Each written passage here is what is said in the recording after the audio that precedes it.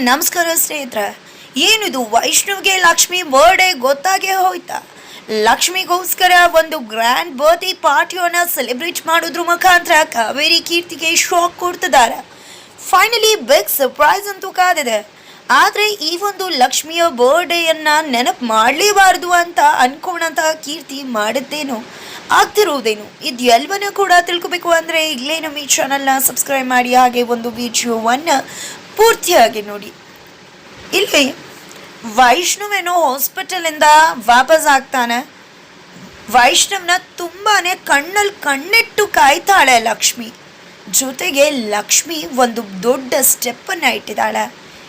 ಎಂದೂ ಈ ರೀತಿ ಕೀರ್ತಿಗೆ ಟಾಂಗ್ ಕೊಟ್ಟು ಮಾತಾಡಿರಲಿಲ್ಲ, ಬಟ್ ಕೀರ್ತಿನ ಚಾರ್ಜ್ ಮಾಡಿದಾಳೆ. ಹಾಗಿದ್ರೆ ಲಕ್ಷ್ಮಿ ರೀಚಾರ್ಜ್ ಆಗಿಬಿಟ್ಟಿದ್ದಾಳೆ. ಏನಪ್ಪ ಮಾಡಿಬಿಟ್ಲು ಕೀರ್ತಿಗೆ? ಕೀರ್ತಿ ಎಲ್ಲಿರಬೇಕು? ಬೆಸ್ಟ್ ಫ್ರೆಂಡ್ ಜಾಗ ಏನು, ಹೆಂಡತಿ ಜಾಗ ಏನು? ಅತ್ತೆ ಕೂಡ ಕೇಳಿ ಬರಬೇಕು ಅಂದರೆ ಡೋರ್ ನಾಕ್ ಮಾಡಿನೇ ಮಗನ ರೂಮಿಗೆ ಕಾಲಿಡಬೇಕೇ ಹೊರತು ಹಾಗೆ ಅವ್ರು ಬರೋದೇ ಅಸಭ್ಯ, ತಪ್ಪಾಗಿದೆ ಅಂತ ಹೇಳ್ತಿದ್ರೆ, ಈ ಕಡೆ ಇನ್ನೇನು ನೀನು ಬರೋದು? ಬೆಸ್ಟ್ ಫ್ರೆಂಡ್ ಯಾಕೆ ಅಲ್ಲಿಗೆ ಬರಬೇಕು? ಅದು ಬರುವಾಗಿದ್ರೆ ಇಬ್ಬರಲ್ಲಿ ಒಬ್ಬರು ಪರ್ಮಿಷನ್ ಕೊಟ್ಟರೆ ಮಾತ್ರ ಬರಬೇಕು ಅಂತ ಹೇಳಿ ಸಖತ್ತಾಗಿ ಕ್ಲಾಸ್ ತಗೊಂಡಿದ್ದಾಳೆ ಲಕ್ಷ್ಮಿ ಕೀರ್ತಿಗೆ. ಈ ಕಡೆ ಅವಳ ಲಿಮಿಟೇಷನ್ಸ್ ತೋರಿಸಿದಾಳೆ. ಹೆಂಡತಿ ಬೆಸ್ಟ್ ಫ್ರೆಂಡ್ ಆಗೋಕ್ಕಾಗಲ್ಲ, ಬೆಸ್ಟ್ ಫ್ರೆಂಡ್ ಹೆಂಡತಿ ಆಗೋಕ್ಕಾಗಲ್ಲ ಅಂತ. ಇದರಿಂದಾಗಿ ಸುಪ್ರೀತಾ ಅವ್ರಿಗಂತೂ ಸಖತ್ ಖುಷಿ ಆಗಿದೆ.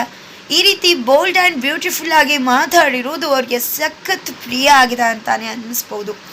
ನಂತರ ಇದೆಲ್ಲ ಆಗ್ತಿದ್ರೆ ಆ ಕಡೆ ಸುಪ್ರೀತಾ ಈ ಕಡೆ ಲಕ್ಷ್ಮೀ ಪರ ನಿಂತಿದ್ರೆ, ಆ ಕಡೆ ಅಮ್ಮ ಕಾರುಣ್ಯ ಕೀರ್ತಿ ವಿರೋಧವಾಗಿ ನಿಂತ್ಕೊಂಡಿದ್ದಾರೆ.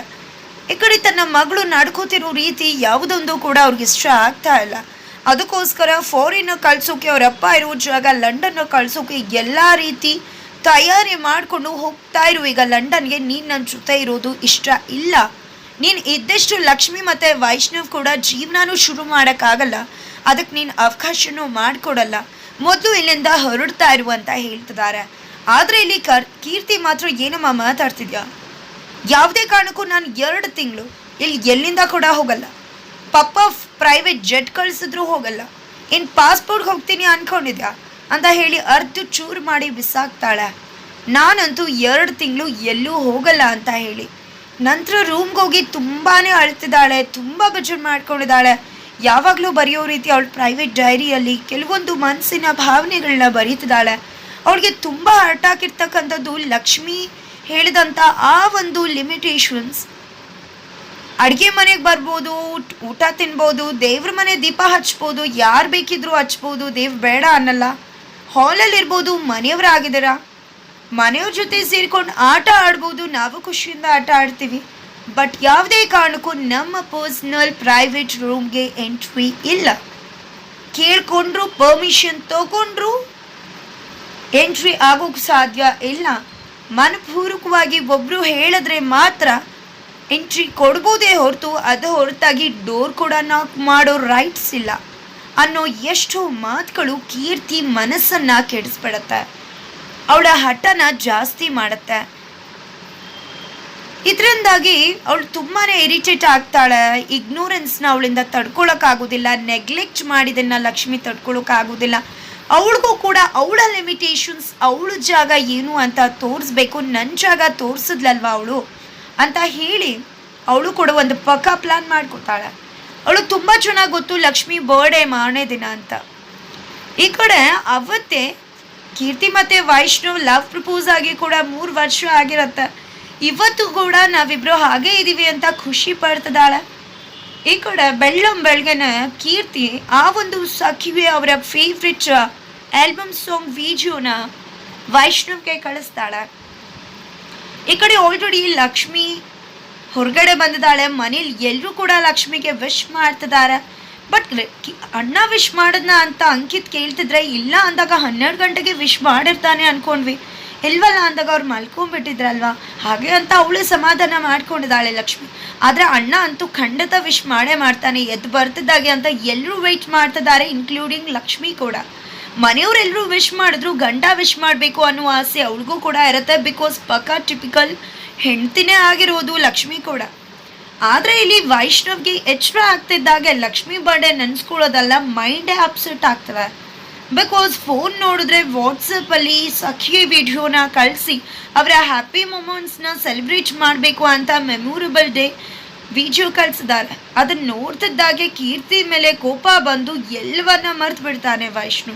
ಅದೇ ಸಿಟ್ಟಲ್ಲಿ ಹೊರಗಡೆ ಬರ್ತಿದ್ದಾನೆ. ಈ ಕಡೆ ಕೀರ್ತಿ ಮನೆಗೆ ಬರ್ತಿದ್ದಾಳೆ.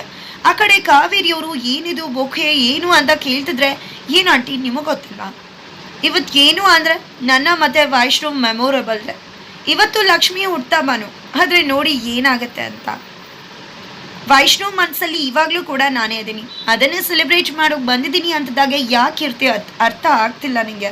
ಅಷ್ಟೆಲ್ಲ ಹೇಳ್ತಿದ್ದೀನಿ, ಅರ್ಥ ಮಾಡ್ಕೊಮ್ಮ. ಅಷ್ಟೆಲ್ಲ ಆಗಿದ್ರು ಕೂಡ ಈಗಲೂ ಇದೇ ರೀತಿ ಮಾತಾಡ್ತೀಯಲ್ಲ. ಅವ್ನು ನಿನ್ನ ಯಾವುದೇ ಮೆಮೊರಬಲ್ ಡೇನ ನೆನೆಸ್ಕೊಂಡಿಲ್ಲ, ಅವ್ನ ಮನಸ್ಸಲ್ಲೂ ನಿನ್ನ ಜಾಗ ಇಲ್ಲ. ಅವನು ಹೆಂಡತಿ ಲಕ್ಷ್ಮಿ ಅಂತ ಹೇಳಿದೆ ಅಲ್ವಾ, ಅರ್ಥ ಮಾಡ್ಕೊ ಅಂತ ಹೇಳ್ತಿದ್ರೆ ಏನಂಟಿ ಅರ್ಥ ಮಾಡ್ಕೋಬೇಕು, ನೀವು ಅರ್ಥ ಮಾಡ್ಕೊಳ್ಳಿ. ಇವತ್ತು ನೋಡಿ, ನಾನೇನಾದರೂ ಈ ಒಂದು ಬೊಕ್ಕೆ ಕೊಟ್ಟಾಗ ಅವ್ನು ಇರಿಟೇಟ್ ಮಾಡಿಕೊಂಡ್ರೆ ಇವತ್ತಿಗೂ ಕೂಡ ಅವನ ಮನಸ್ಸಲ್ಲಿ ನಾನೇ ಇರೋದು. ನಂಗೆ ತುಂಬ ಚೆನ್ನಾಗಿ ಗೊತ್ತು ಅವ್ನ ಮನಸ್ಸಲ್ಲಿ ನಾನೇ ಇದ್ದೀನಿ ಅಂತ. ಅದಕ್ಕೋಸ್ಕರನೇ ಅವ್ನು ಇರಿಟೇಟ್ ಮಾಡ್ಕೋತಾನೆ. ಯಾಕಂದರೆ ಮೆಮೊರೀಸ್ ಎಲ್ಲ ಅವನನ್ನು ಕದಲಿಸುತ್ತೆ, ಅವನ್ನ ಇರಿಟೇಟ್ ಮಾಡುತ್ತೆ, ಅವನ್ನ ಗೊಂದಲಕ್ಕೆ ತಳ್ಳುತ್ತೆ. ಅವ್ನ ಮನಸ್ಸಲ್ಲಿ ನಾನಿಲ್ಲ ಅಂದರೆ ಖಂಡಿತ ನಾನು ಕಳ್ಸಿದ್ನ ಹಾಗೆ ಬಿಸಾಕ್ಬಿಟ್ಟು ಆರಾಮಾಗಿ ಇಗ್ನೋರ್ ಮಾಡ್ಕೊಂಡು ಚೆನ್ನಾಗಿರ್ತಾನೆ. ಅಲ್ಲೇ ಗೊತ್ತಾಗತ್ತಲ್ವಾ ಅವ್ನು ನನ್ನನ್ನು ಪ್ರೀತಿಸ್ತಿದ್ದಾನೋ, ಇವಾಗಲೂ ಮನಸ್ಸಲ್ಲಿದ್ದೀನೋ ಇಲ್ವೋ ಅಂತ ಹೇಳಿ ಮನೆ ಒಳಗಡೆ ಬರ್ತಿದ್ರ. ಆಲ್ರೆಡಿ ವೈಷ್ಣವ್ ಡಿಸೈಡ್ ಮಾಡ್ಕೊಂಡಿದ್ರು ಲಕ್ಷ್ಮಿ ಅವರು ನನ್ನನ್ನು ಎಷ್ಟು ಪ್ರೀತಿ ಮಾಡ್ತಾರೆ, ಎಷ್ಟು ಅರ್ಥ ಮಾಡ್ಕೊಂಡಿದ್ದಾರೆ, ನನ್ನ ಬಗ್ಗೆ ಹೋಪ್ಸ್ ಇಟ್ಕೊಂಡಿದ್ದಾರೆ. ಬಟ್ ನಾನು ಮಾತ್ರ ಕೀರ್ತಿಗೆ ಚಾಲೆಂಜ್ ಮಾಡಿರೋ ಕಾರಣಕ್ಕೆ ಇವಳ ಜೊತೆ ಈ ರೀತಿ ನಡ್ಕೋತಿದ್ದೀನಿ, ಲಕ್ಷ್ಮಿ ಅವ್ರ ಜೊತೆ ತಪ್ಪು ಮಾಡ್ತಿದ್ದೀನಿ. ನಾನು ನನ್ನ ಪ್ರಯತ್ನನ ಹಾಕಬೇಕು, ಪ್ರಯತ್ನ ಪಡಬೇಕು ಅವ್ರನ್ನ ಪ್ರೀತಿ ಮಾಡೋದಕ್ಕೆ ಗಂಡನಾಗಿ ಅಂತ ಡಿಸೈಡ್ ಮಾಡಿರ್ತಾರೆ. ಆದರೆ ವೈಷ್ಣವ್ ಹೊರಗಡೆ ಬರ್ತಿದ್ದಾಗೆ ಎಲ್ಲರೂ ವಿಶ್ ಮಾಡ್ತಾರೆ ಅಂತ ಕಾಯ್ತಿದ್ರೆ ಅಷ್ಟರಲ್ಲಿ ಕೀರ್ತಿ ಬಂದಿದೆ. ತಗೋ ವೈಷ್ಣವ್, ನಂಗೆ ತುಂಬ ಚೆನ್ನಾಗಿ ಗೊತ್ತು ಈ ಒಂದು ಮೆಮೊರಬಲ್ ಡೇ ನೀನು ನೆನಪಿರಲ್ಲ ಅಂತ, ಅದಕ್ಕೆ ನನಗೆ ಹೆಲ್ಪ್ ಮಾಡೋಕ್ಕೆ ನೆನಪಿಸು ಬಂದಿದ್ದೀನಿ ಅಂತ ಬೊಕೆ ಕೊಡ್ತಾಳೆ. ಎಲ್ಲರೂ ಅನ್ಕೋತಿರೋದು ಲಕ್ಷ್ಮಿ ಡೇನ ಮೆಮೊರಬಲ್ ಡೇನ ನೆನಪು ಮಾಡೋಕೆ ಬೊಕೆ ಕೊಟ್ಟು ಹೇಳ್ತಿದ್ದಾರೆ ಅಂತ, ಅದು ಅನ್ಕೊಳ್ಳಿ ಅಂತಾನೆ ಕೀರ್ತಿ ಮಾಡ್ತಿರೋದು. ಬಟ್ ಇಲ್ಲಿ ವೈಷ್ಣವಿಗೆ ಗೊತ್ತು ಅವಳು ಹೇಳ್ತಿರೋ ಮಾತುಗಳು ನಮ್ಮಿಬ್ಬರ ಒಂದು ರಿಲೇಶನ್ಶಿಪ್ ಬಗ್ಗೆ ಅಂತ. ಯಾವ ಮೆಮೊರಬಲ್ ಡೇನೂ ಇಲ್ಲ, ಏನೂ ಇಲ್ಲ. ಅದನ್ನು ಕಟ್ಕೊಂಡು ನನಗೇನೂ ಆಗಬೇಕಾಗಿಲ್ಲ. ಯಾವ ನೆನೆಸ್ಕೋತಾನೆ, ಅದು ಯಾವನಿಗೆ ಬೇಕೋ ಅಂಥದ್ದು ಅಂತ ಹೇಳಿ ತೂದು ಬಿಸಾಡ್ಬಿಡ್ತಾನೆ ಒಂದು ಬೊಕ್ಕೆನ.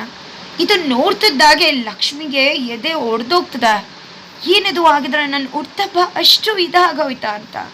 ಸುಪ್ರೀತ್ ಅವರು ಏನಾಗಿದೆ ಅವನಿಗೆ, ಲಕ್ಷ್ಮಿ ಬರ್ಡೇ ಮೆಮೊರೇಬಲ್ ಬರ್ಡೇ ಅಲ್ವಾ, ಅದ್ರ ಅವಶ್ಯಕತೆ ಇಲ್ಲ ಅನ್ನೋ ರೀತಿ ಮಾತಾಡ್ತಿದ್ದಾನಲ್ಲ ಅಂತ. ಬಟ್ ಕೀರ್ತಿ ಆಗ ಅರ್ಥ ಆಗ್ತದೆ ಇವರೆಲ್ಲರೂ ಇದೇ ರೀತಿ ಅನ್ಕೋತಿದ್ದಾರೆ, ಇದೇ ರೀತಿ ಗೊತ್ತಾಗಬೇಕು ಅವ್ರಿಗೆ ಅಂತ. ಬಿಕಾಸ್ ಇಲ್ಲಿ ಲಕ್ಷ್ಮಿ ಜಾಗ ಎಲ್ಲಿ ಅನ್ನೋದು ತೋರಿಸೋದು ಕೀರ್ತಿ ಇಂಟೆನ್ಷನ್ ಆಗಿದೆ. ಈಗ ಅವಳು ಗೊತ್ತು ವೈಷ್ಣವ್ ಹೇಳಿದ್ದು ನನಗೆ ಅಂತ, ಬಟ್ ಅವರೆಲ್ಲ ಅನ್ಕೊಂಡಿರೋದು ಲಕ್ಷ್ಮಿ ವಿಷಯವಾಗಿ ಅಂತ. ಹಾಗಾಗಿ ವೈಷ್ಣವ್ ಮನಸ್ಸಲ್ಲಿ ಅವಳ ಸ್ಥಾನನೇ ಇಲ್ಲ, ಬರ್ಡೇಗೆ ಅವಕಾಶ ಇಲ್ಲ ಅನ್ನೋದನ್ನ ಅರ್ಥ ಮಾಡ್ಕೋಬೇಕು ಅಂತ ಕೀರ್ತಿ ಇಷ್ಟೆಲ್ಲ ಮಾಡ್ತಾಳೆ. ಕೋಪ ಮಾಡಿಕೊಂಡು ವೈಷ್ಣವ್ ಹೋಗ್ತಿದ್ದಾಗ ಈ ಕಡೆ ಟಾಟಾ ಬಾಯ್ ಬಾಯ್ ಹೇಳೋಕ್ಕೆ ಮೇಲ್ಬಿದ್ದು ಕೀರ್ತಿ ಬರ್ತಾಳೆ. ನಂತರ ವೈಷ್ಣವ್ ಹೋಗ್ತಿದ್ದಾಗೆ ಹಿಂದೆ ತಿರುಗಿದ್ರೆ ಲಕ್ಷ್ಮಿ ಇರ್ತಾಳೆ. ಈ ಕಡೆ ಲಕ್ಷ್ಮಿಗೆ ಕೀರ್ತಿ ಅವಳ ಜಾಗನ ತೋರಿಸೋಕೆ ಮುಂದಾಗ್ತಾಳೆ. ಆದರೆ ಬಿಗ್ಗೆಸ್ಟ್ ಟ್ವಿಸ್ಟ್ ಆ್ಯಪನ್ಸ್ ಅನ್ನೋ ಹಾಗೆ ಈ ಕಡೆ ವೈಷ್ಣವ್ಗೆ ಲಕ್ಷ್ಮಿ ಬರ್ಡೇ ವಿಷಯ ಗೊತ್ತಾಗ್ತಿದ್ದಾಗೆ ಒಂದು ಸರ್ಪ್ರೈಸ್ ಪ್ಲ್ಯಾನ್ ಮಾಡಿದ್ದಾರೆ. ಕಾವೇರಿ ಕೀರ್ತಿ ಇಬ್ಬರು ಕೂಡ ಶಾಕ್ ಆಗಬೇಕು, ಆ ರೀತಿ ಲಕ್ಷ್ಮಿಗೆ ಬಿಗ್ಗೆಸ್ಟ್ ಸರ್ಪ್ರೈಸ್ ಇದೆ. ಈ ಕಡೆ ಲಕ್ಷ್ಮಿ ಎಲ್ಲರೂ ಕೂಡ ವೈಷ್ಣವ್ ಈ ರೀತಿ ಮಾಡ್ದ ಅಂತ ಬೇಜಾರು ಮಾಡ್ಕೊಂಡಿದ್ರೆ ವೈಷ್ಣವ್ ಕೊಡೋ ಸರ್ಪ್ರೈಸ್ ಎಲ್ಲ ಒಂದು ಬೇಜಾರನ್ನು ಕೂಡ ಮರೆಸ್ಬಿಡುತ್ತೆ. ಹಾಗಿದ್ರೆ ಏನು ಆಗತ್ತೆ, ಏನು ಆಗಬಹುದು, ಎಲ್ಲವನ್ನ ಕೂಡ ತಿಳ್ಕೋಬೇಕು ಅಂದರೆ ಇಲ್ಲೇ ನಮ್ಮ ಈ ಚಾನಲ್ನ ಸಬ್ಸ್ಕ್ರೈಬ್ ಮಾಡಿ ಮುಂದಿನ ವಿಡಿಯೋಗೋಸ್ಕರ ವೇಟ್ ಮಾಡೋದನ್ನು ಮರಿಬೇಡಿ.